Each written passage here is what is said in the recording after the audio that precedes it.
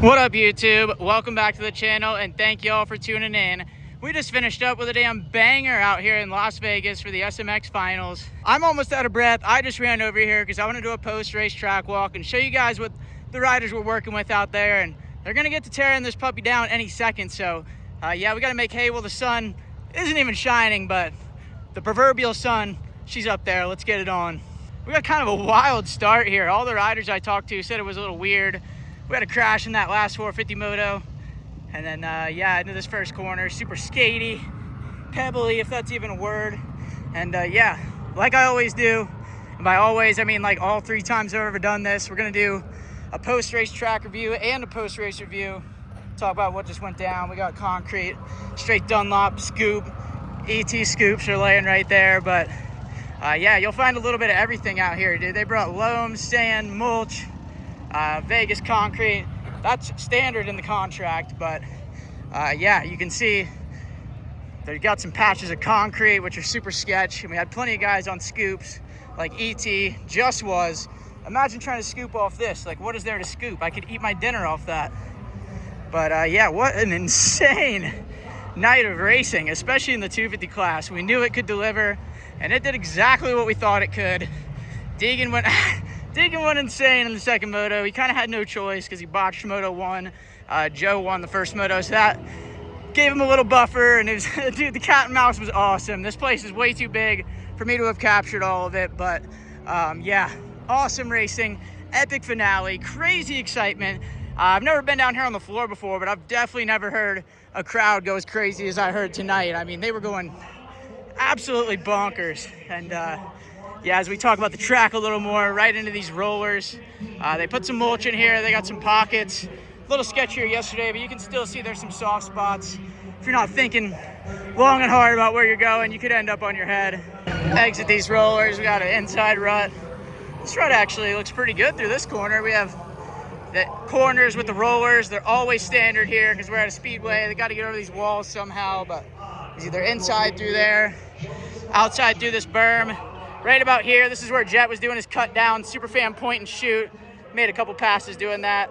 Out of here, you got chatter, stutter bumps, rumble strips, with a rut up the face, this little double end, with a kicker, and a rock in there just for good measure. A little 2-3 through here, and right at the end of this section, this is where Wasabi Joe, Sushi Shimoda went full brick wall mode. Deegan tried to give him the business, and Sushi said, nah, dude, it's Saturday night, we're closed. Rode right out of it. I was over there, just barely missed it, but I saw the entrance of the corner. I saw it wasn't gonna be good, and I panned to the big screen as there's Jet, as he wrapped up his championship about 3 minutes ago. But yeah, 2-3 through here. Surprisingly steep landing back there. Things like a 90-degree drop roller coaster, but then 3 out. Nice and hard pack. You can see where the dozer tracks are. They don't have much to work with out here, being it's in Vegas and in the desert, but they did a good job with it. I mean, I raced World Mini here back in the day, and the dirt was horrible. It was definitely worse than this, but right about there, that's where Deegan and Wasabi smashed into each other. Deegan went for the kill shot, went straight. The dude's on probation and doesn't care. I mean, there's $500,000 on the line and a championship. It's been a while since the dude's lost one of those, so I definitely don't blame him for going for it, but at the same time, I'm happy for Shimoda, man. It's been a long time coming. He almost won the first ever SMX. He got hit by a pit board in Supercross, and now he's a world champ. No choice. And look at this concrete. I said it once, I'll say it again. I don't know what the boys were scooping on the scoops out there. Yeah, pretty rock hard.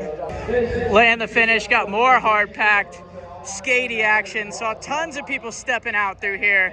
ACLs were at risk.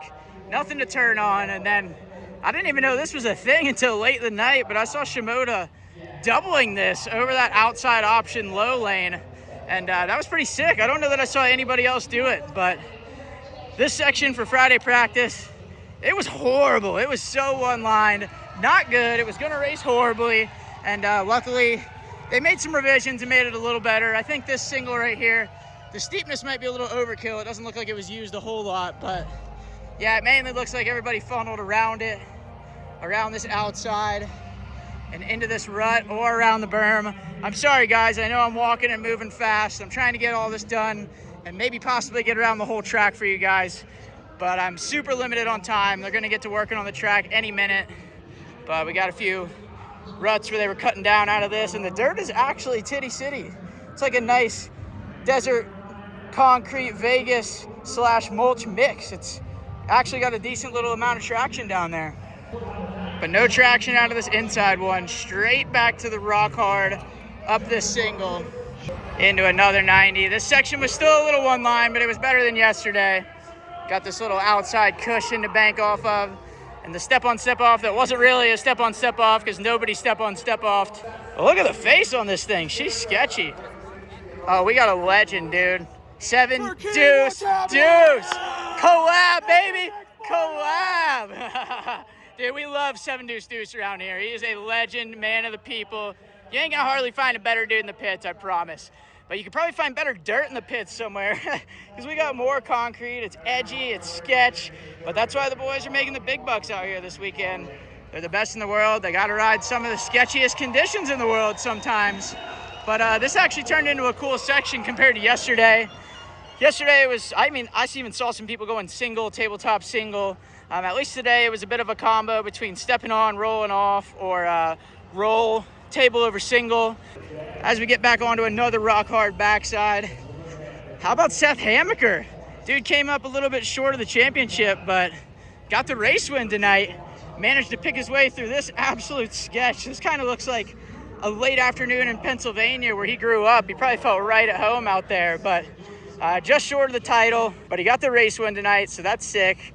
It's a good per race bonus. Still 250 grand for second in the championship, so I'm happy for him. I was hoping that he would avenge his Supercross loss and get himself some redemption and get a championship, but came up just short. We'll get him next time. And we're into this off camber. This is another section. They adjusted a little bit after yesterday, and this inside rut's actually pretty deep. It's not like Charlotte. Charlotte was next level mental, but yeah, check this thing out. It's at least reasonably close to a blown out knee high, but mostly inside through here or out to the berm, and the lines crisscross with it.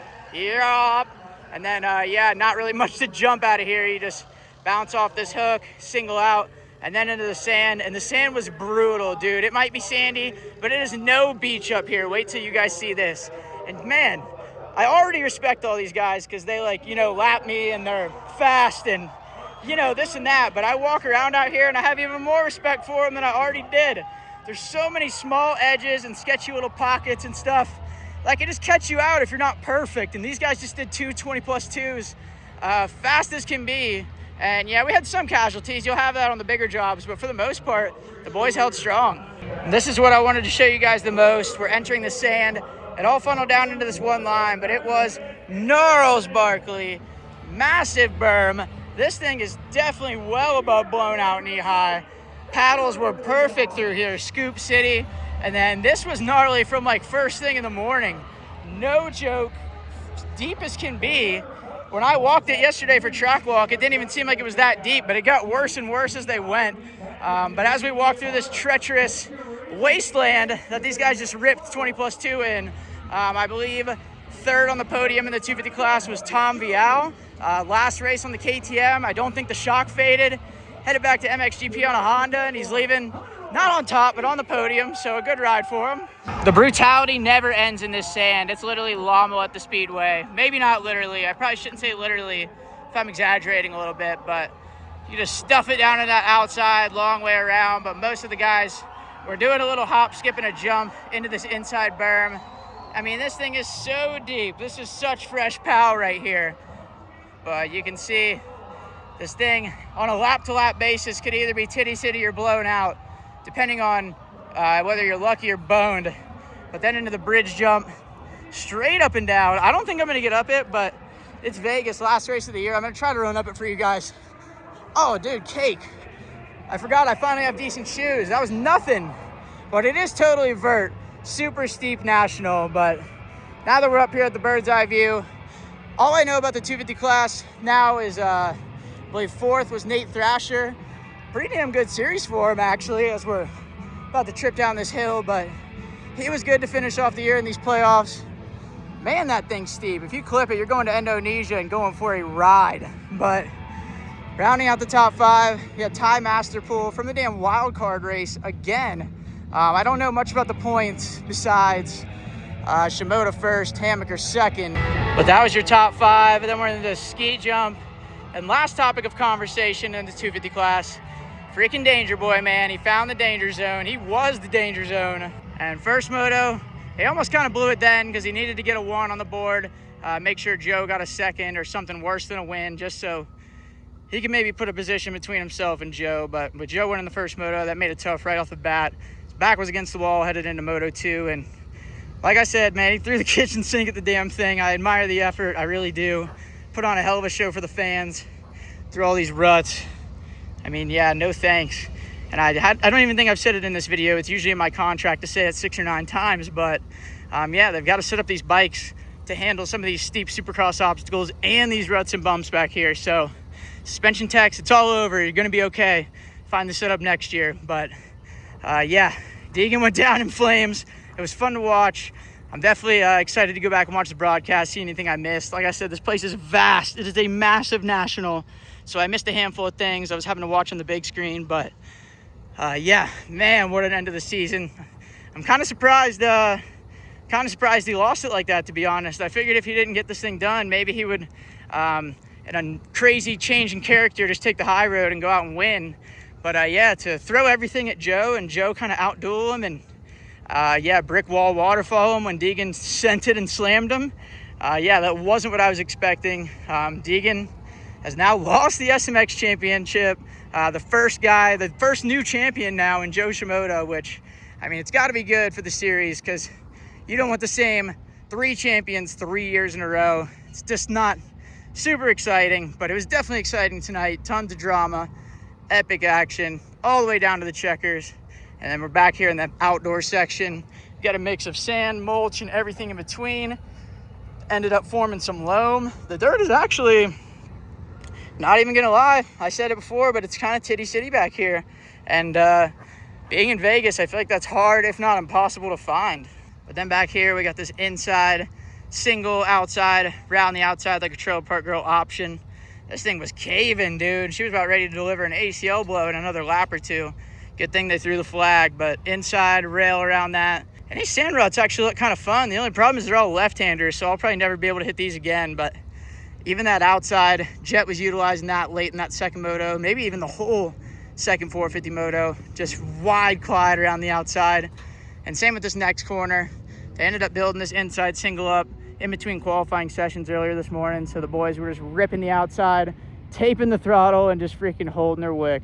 Coming out of the sand, I'm honestly a little surprised that Jet didn't pre-hop that bump right there over this single, but it's probably pretty tight back there. I mean, if Jet wasn't doing it, it's probably not all that doable. But yeah, it was cool. At least they made some adjustments, made the inside and the outside some viable options. And speaking of Jet, 3-time champ, he's yet to be defeated in SMX. And I'm not gonna lie, maybe he was just toying with us, trying to give us a good show, but I've never seen the dude that much on the ropes. He looked like he was in trouble in both motos.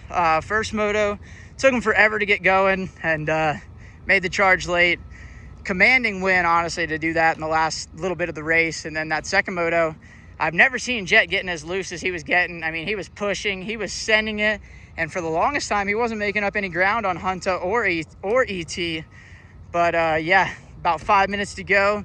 The dude figured it out. He pulled the pin and got himself into second, relegated ET back to third, and that's all he needed to do. He had Hunter with the third in the first moto, so that gave him a little buffer. Didn't have to beat him in Moto 2, and yeah, the Lawrence brothers, as a collective, as a family, collected $1.5 million tonight. Not too bad. Out of here, there's a Hook National. That's another ACO graveyard that was just waiting to happen, but will not happen because dozers are headed our way right now as we speak. But still into this outdoor section, and I say outdoor section, but this track, I feel like the main theme of it was pretty outdoorsy, most of it. I mean, there were some steep jumps and some supercross type obstacles. We saw a few of them already. We'll get to a few more, but yeah, definitely a faster, flowier layout at this one. I think people, for the most part, enjoyed riding the track. I haven't talked to them about racing it, but I think they enjoyed riding it. And we got freaking just ruts all the way through this little inside option or around, which it doesn't look like hardly anybody was going around. This thing kind of dog-legged right to left, so short way around. Was through these ruts, the corduroy pants national, a few more ruts on the way out for good measure. Then we got another option, inside single, outside no single. And the boys were kind of threading the needle through this one. Got the inside rut. That's basically all these guys were using, this whole little 6 inches, 1 foot, 6 or 9 inches over here on the left, right next to the markers, right next to the bale. Not a problem though. They've done it before, they'll do it again.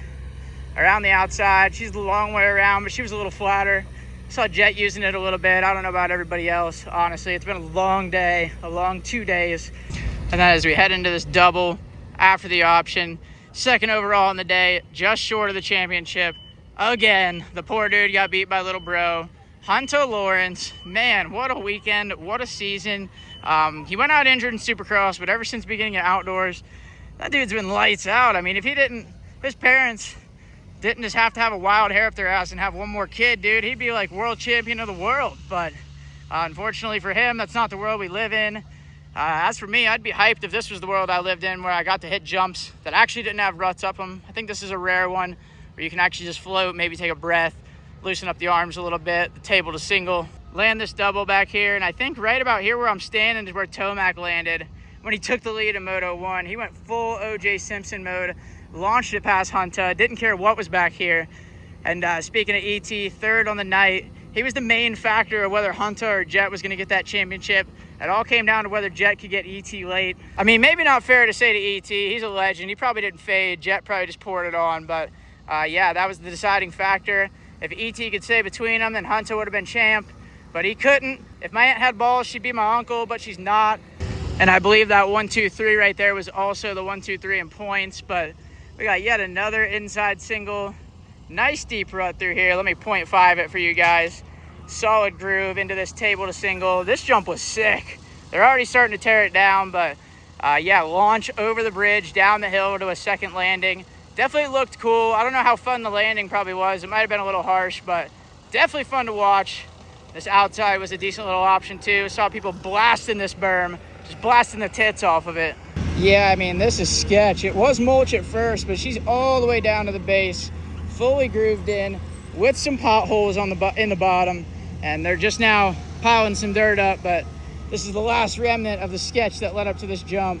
And like I said, 2x4, maybe not 2x4, but SX style stiffer suspension combined with track conditions like this. Not a great time, honestly. Not jealous of these guys a bit. I guess that's what the bridge looks like under there. Here's the landing of the step down. Imagine if they left this stuff here for the race. Man, that would have thrown the boys for a twist. That would be a damn playoff. But land this. This is the same downhill that they used for the start since it was kind of elevated. Same deal. This whole section right here. But you land this downhill into this single in a bowl corner. We'll go check out if she's a little bit rutted. A few marbly pebbles here and there. But yeah, the rest of the 450 class, all I know is the rest of the top 5. 4th overall, Ken Roxon. Kickstart Kenny, man. I wanted him to show the crowd his Kickstarter, but yeah, best whip was yesterday. We got to see the kicker yesterday, but a hell of a ride to end the season 4th. Not sure what that's going to be in points. It can't be too bad because, yeah, Sexton crashed and burned and DNF'd. I saw his bike with no rear fender.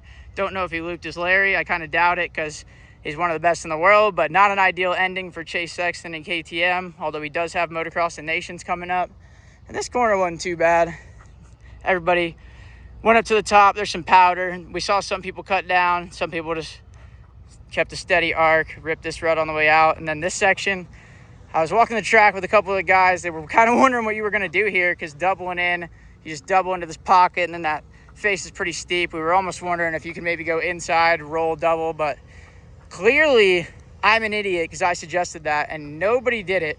They all went outside and double, single. I almost just went inside and tripped, slipped without a choice. Yeah, look at this landing. Think of the opposite of Titty City. That's what we're looking at right now. But they handled it like it was nothing. Rounding out the top 5 in the 450 class, we had Jay Coop. He had a super quiet, really good ride in the first moto. He was right behind that lead group. He lost the tail a little bit at the end, but yeah, probably not the playoffs that he wanted because he came in with the #1 seed. He kind of struggled at rounds 1 and 2, but I think still overall a hell of a 2025 for Jay Coop. Then we're into this nice wide Supercross berm on steroids. It's not all tight. You ain't got a brake slot and cut down. You can just rail, smack the whip like whoop-pow. But out of here, this was a big topic of conversation on track walk. They were calling this thing a downhill Supercross triple. It's not too bad anymore because they went out and kind of detuned it a little bit after track walk. I think there were some concerns, some questions, and some comments, so they knocked the landing down a little bit. And either way, man, they probably would have been fine. These guys are top tier. I mean, I've just messed up a lot lately, and I was thinking about how bad I could case it or OJ it. But she's nice and hard. Concrete on the way up to it. Traction, not a problem. Hope you got your slicks. But then here's the step down. And man, it's just got such a gnarly pit between it. I think they should have put some sharks, a ring of fire, something to spice it up. Just like the equipment over there. They waited till post-race, but I'm loving the ingenuity. Another rock hard landing. Don't even bother calling your lawyer if you case it, dude. He will not be able to save you. Not even Johnny Cochran. Somebody stuck the landing right here. I don't know how, but yeah, you'll have that, I guess. But yeah, I said that was all I knew was top 5 and 450, but I do believe RJ Hampshire got 6th. They probably got around that spot in points, and what a 450 debut season, outdoors and SMX for RJ. That dude has turned into a consistent, smooth criminal. I really don't understand it. I guess he just got to respect the power a little more. He has no choice, and you know, maybe something you guys don't know. I grew up racing with RJ, and he was pretty good on a 450 back when we were like 15. He used to race this 2004 CR 450 with a carburetor. I think that thing was carbogging as he passed me on it, but he's well seasoned on the 450, as well as this section of the track is well seasoned with the concrete Blue Groove Dunlop National. But one final 90 to the left, either go out to the berm, not much to work with there, pretty marbly, or around the inside, and pretty much the same thing. I saw people skating, trying to get around this inside to this little low line here. You could either go low line, table to table, and then step off, or outside, step on, step off, step off. Outside, it might have been a little bit faster because you could get the power of the ground on these tabletops, but it was also probably the option that took more energy. At least it did back when I attempted Supercross way back when. Keyboard was attempt, so maybe don't take my word for it, but there must have been a transponder line or something right here. We're going to have to take evasive action, head over here to the left because we're almost done here. No matter what you do at the beginning, you're ending up on this tabletop somehow, and there's all kinds of material. Man, I don't even know what this is. Holy crap. And it's not coming out either. I'm glad everybody made it through whatever that is. But onto this tabletop, pick a rut, pray, land in it, and send it. And man, there's like no lift off this thing. I don't know how they're making it from here over the landing. And I guess the answer would be they kind of aren't, because you can see tons of people have been casing it. I mean, this side of the landing is a few inches lower than that one. People are definitely calling up their lawyers, but they're probably not working this late on a Saturday night. But yeah, that's a lap around the track. I hope you guys enjoyed it. Let me know in the comments what you guys thought of the video, what you guys thought of the race, because we had a crazy one. I thought it was an epic finale. Maybe I'm biased because I'm here and I got to experience it, but yeah, I thought it was pretty badass. But thank you guys for watching. Really appreciate y'all, and stay tuned for some raw footage. We got a lot of it. But yeah, that's it for this one. Catch y'all next time.